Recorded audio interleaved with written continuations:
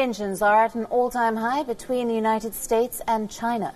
Both countries stood firm with high-level talks taking place in Hawaii. The United States is now pressing China over two main issues: its treatment of the Uyghur Muslims and China eroding the autonomy of Hong Kong.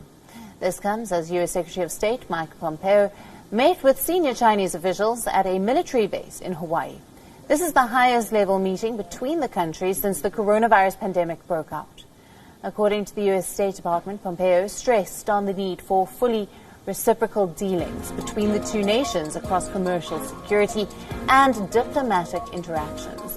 He also stressed the need for full transparency and information sharing to combat the ongoing COVID-19 pandemic and prevent future outbreaks. But just as Pompeo met with Chinese officials, Trump signed an act cracking down on China over its treatment of the Uyghur Muslims. This bill now imposes sanctions on Chinese officials involved in the detention of Uyghur Muslims. The bill is intended to send China a strong message on human rights. China has hit back at these sanctions, calling it a malicious attack on the country.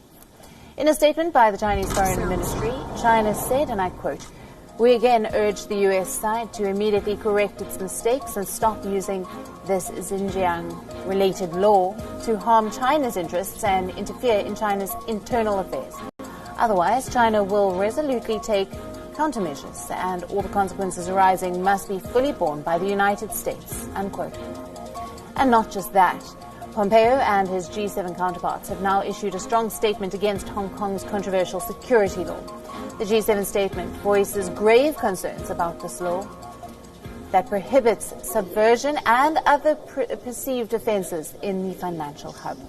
The joint statement by Britain, Canada, France, Germany, Italy, Japan and the United States strongly urged the government of China to reconsider this decision. But Beijing has made it clear that it will continue to push ahead with this law. The Foreign Ministry has said that Beijing's determination to introduce the law was unwavering.